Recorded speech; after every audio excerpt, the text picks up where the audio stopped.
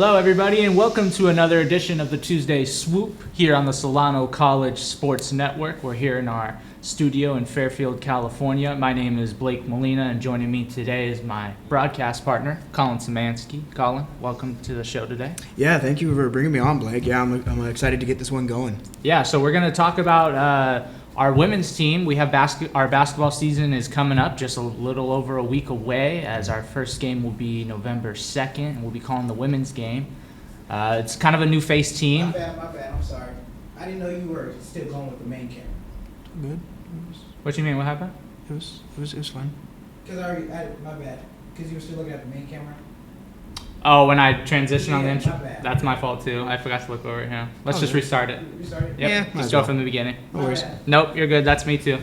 So you want to keep looking at the camera or you want to look good? No. I'll do the intro, and then when I get ready to, I'll introduce him, Okay. and when Colin's done talking, then I'll look away. Okay. So keep it on when Colin's done, and then when I get ready to start, I'll look at him. Okay, yeah, my bad. Nope, you're good. That's me, too. No, you're good.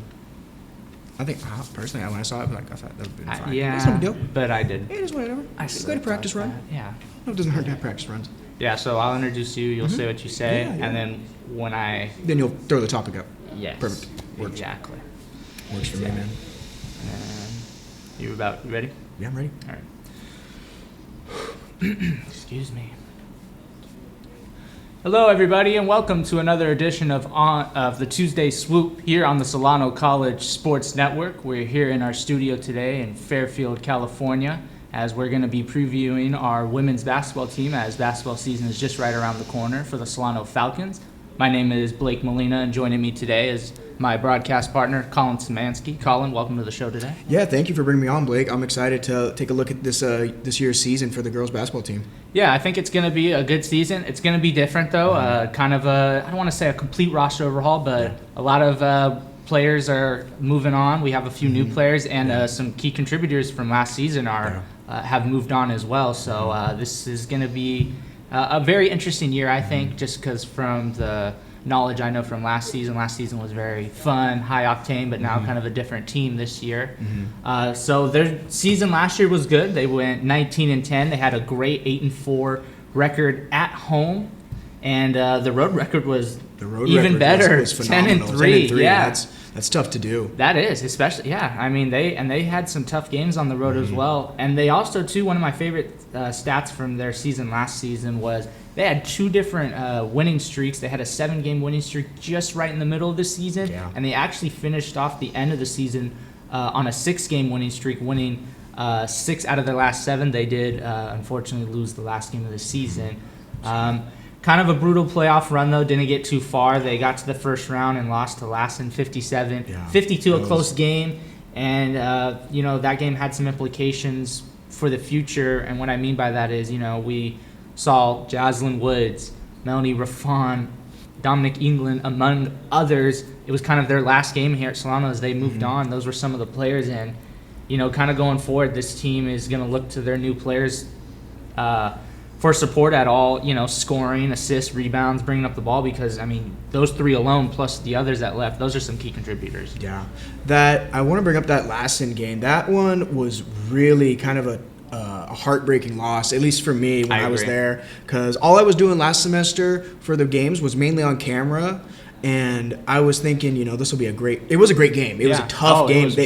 They only lost by 5, 57-52, but that was a huge upset by Lassen, and credit to them. They came into Solano, who had the great home record beforehand, and they were the higher ranked team, and they took them out. They got taken out shortly after by the San Francisco Community College. Yeah. And I'm not sure how Solano would have fared against them. They would have been for sure away with that, because they would again been the lower seed.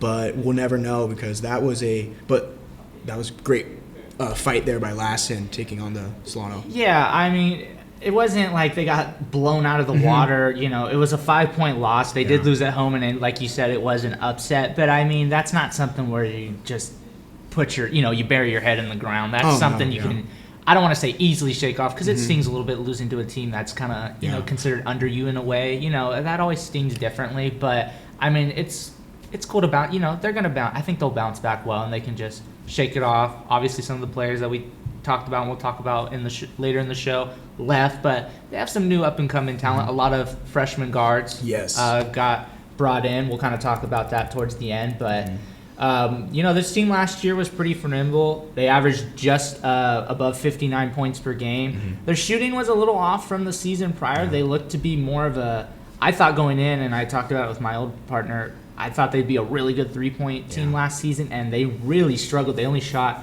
22% from three. They did shoot 34% overall as a team, but a lot of the shooters, Melody Raffon and Janice Ernie Hamilton in particular, who are now gone, they were absolute snipers the season before, especially Melody, when she was playing with her sister, Cherry. I mean, that was kind of that 1-2 combo, but just kind of had not the best shooting seasons for either of those ladies, and hopefully in their next adventure wherever they're at, they if they're still playing, hopefully we'll see that bounce back. But that was tough to kind of see the shooting woes just so low as they were. I just felt like they had a lot of good shooters. Even returning player Julia Wright, she was one of the better shooters. She still shot around 32%, which is very solid. Almost 33% from the field. 35 total percent.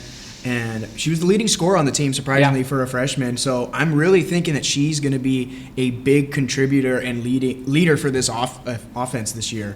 She's going to be quite the player to stop. Yeah, I have her as not only a leader of the offense, just one of the leaders of the team as well. I think she kind of even showed that a little bit as a freshman.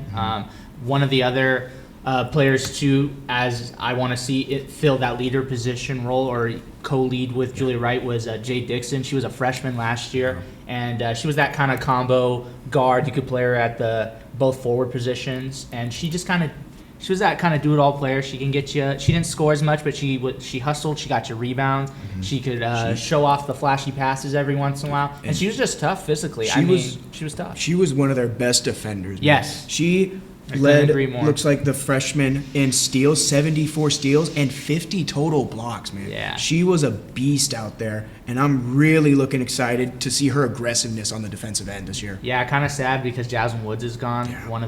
I thought she was kind of the leader of that team last season. I called her the maestro when she ran the offense, but when her and Jay Dixon were together in the backcourt defensively, that was nightmare matchups for the opposing backcourts. I mean, those two would really they would trap you, they would suffocate you. I remember one game they did it on back-to-back plays where they double-teamed the same girl and got Woods got the steal the first time and Jay Dixon got the steal the second time. It was just like a back and forth. Just your turn to get a tennis steal. match, back and forth. Your turn to get the steal. I'll provide the pressure and so forth. So unfortunately, we won't see that this season, but Jay Dixon is still there. That's 50%, and someone could easily fill that void who has the same defensive potential as Woods, or potentially even better. As we said, there's some freshmen that we'll talk about towards the end of the show. But another returning player, too, is Ali Ibarra. She was the center. She kind of came off the bench. She started a few times, more that bench center. She came in, wasn't mainly a scorer. She had those games, though, where she'd give you like 8 or 10 and then, give you just about the same amount of rebounds as well. She could, quietly get you a double-double off the bench. So I'm looking for her, whether she starts or even if she stays in that bench role, which I think she excels at. But, with the freshmen coming in, you never really know. They might want to put the experience to start or even have that experience off the bench to help the young ones. I think she's going to be a really good quality player for them as long as she can rebound and, up the scoring a little bit too. She can, she can put it in the basket when she wants. She just sometimes is a little hesitant. Yeah, with her, I'm really thinking she's going to be filling in that center role this year. Yeah. They're really lacking a lot of height. They've only got – the tallest player is only 6 foot, and that's Julia Wright, and she's not really that center position. That's not they could do that. They could rotate her in there, but that's not her skill set. I agree. Ibarra is a good physical center to be in there, and she'll get you the rebounds, and so will Julia Wright. Yeah. She was leading the team in rebounds last year, at least among the freshmen. But Ibarra, like you said, she get you a quiet double-double.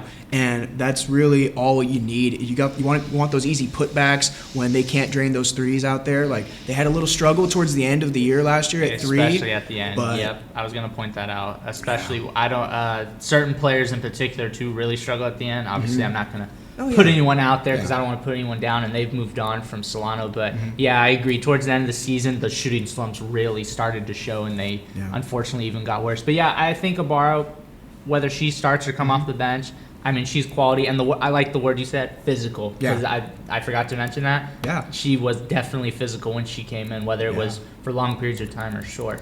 Going off the center real quick, and then we'll go on. We could actually, she has legit potential to start because I kind of learned this last minute when I was kind of just finishing up my research. Dominic England is gone. I didn't notice that until, like I said, I was kind of finishing up the research here, and that was a good chunk of your boards. Like, she had games where she would get, 19 and 12 and, 15 and 11, those type of games. Overall, she averaged 8 and 6, but, I mean, she could easily blow up and get, she was getting a double-double, it seemed like, every other game. So, that's a big piece missing, not only in general, but the middle of your, the floor. I mean, someone's gonna have to step up, and Ibarra is one of those players that I think will have that opportunity. And I like that you mentioned that because Ibarra and Dominique England both had almost identical shooting percentages. England, had the highest percentage, 47.6, but Ibarra just right there, 47.9 actually, but England definitely obviously had the more attempts going, but 67 for a 140, that's not bad. And it's just those putbacks too. It's nothing crazy. You're not doing crazy jumpers or anything. It's just you get the rebound and put it right back up. Yeah, Ibarra mostly, I mean, she knew she had most of the putbacks. England could show flashes of the jump shot every once in a while. I mean, she wasn't pulling it from three, obviously, but there were times I remember one game she pulled twice from the free throw line. I mean, it looked like she had that jumper working, and that's dangerous to have, especially as the center. So that's just spreads out the floor for your players. I mean, it creates more room. Exactly. So we talked about kind of Julia Wright and Jay Dixon, some of the players that are returning that we hope to see, especially step up in those leadership positions.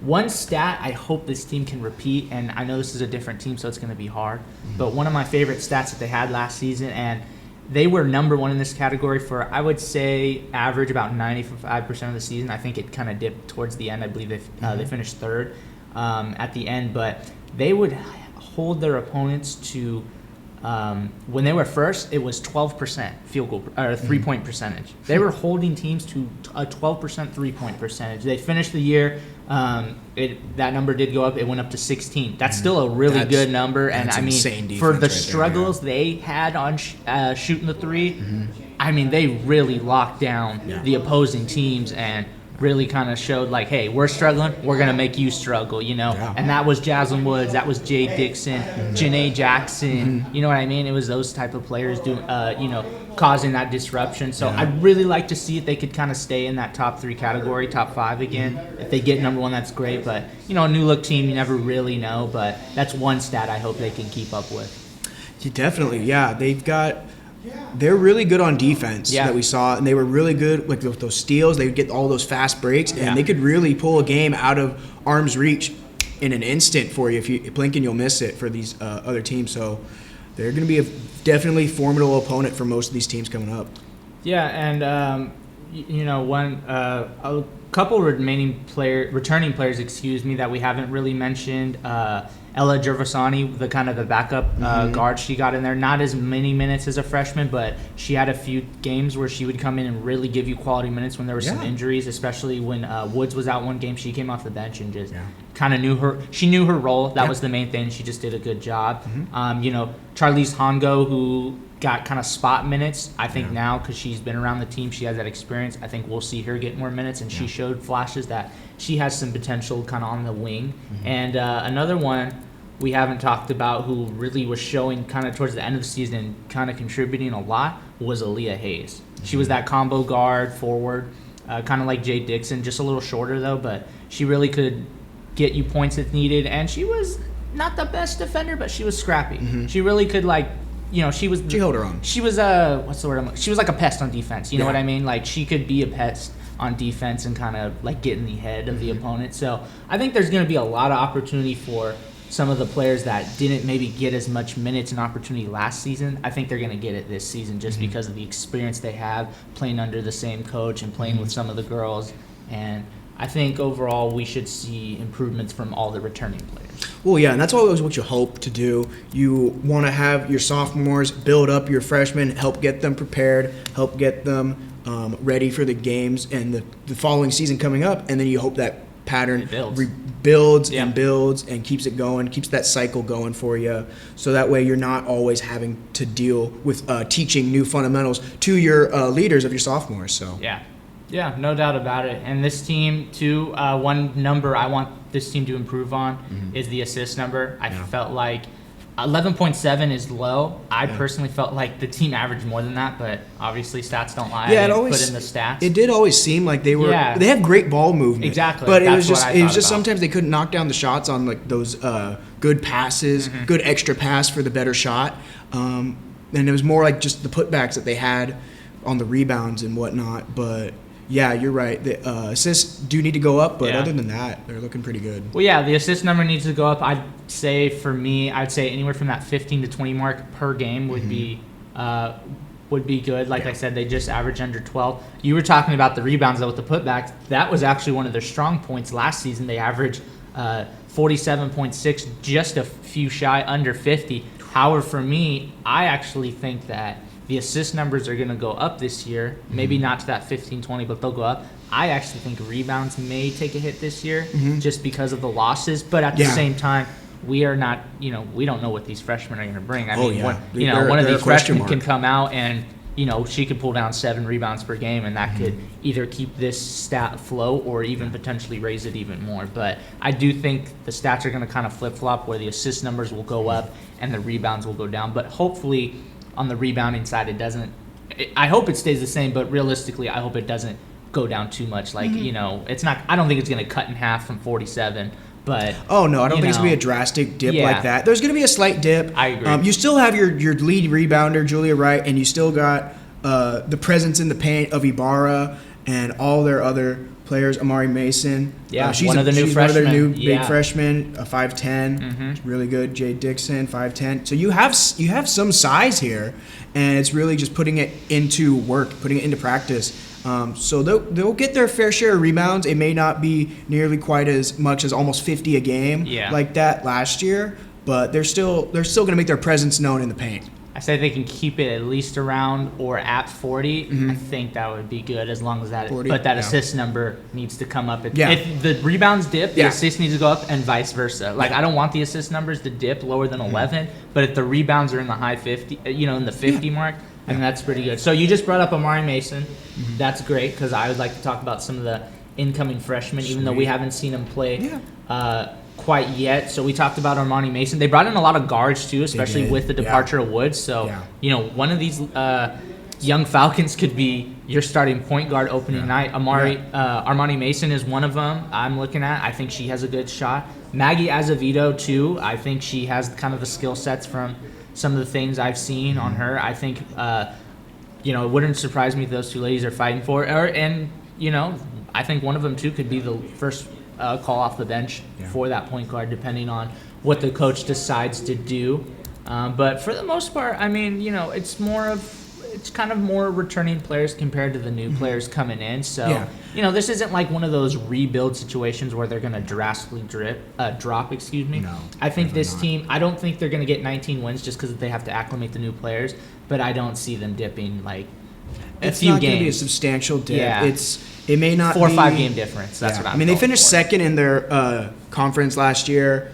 That's doable. Yeah, that's behind doable Yuba. Again. Yeah. So it'll be interesting how they bounce back with this. And I really think, I know we keep mentioning it, but that playoff loss they had last year was like, wait, did we really just lose that? So I think that's going to leave like a bit of a sour taste in their mouth, and I think that's really going to want to drive these sophomores going forward, and especially their coach. I'm pretty sure that's chalkboard material for you right there. Try to get back to that spot. Don't get first rounded again. And for those freshmen coming in, like you said, the coach, the sophomores, they'll be hungry. They'll somehow transfer that energy over to the freshmen, and the freshmen want to help them get their revenge. They're coming in eager. They're wide-eyed and bushy-tailed. They're eager to get this going. I really think we're going to be in for an interesting but fun season. I really don't know what it's going to be like, but with all the new freshman guards coming in and stuff, anything's possible. Again, we don't even know who's going to be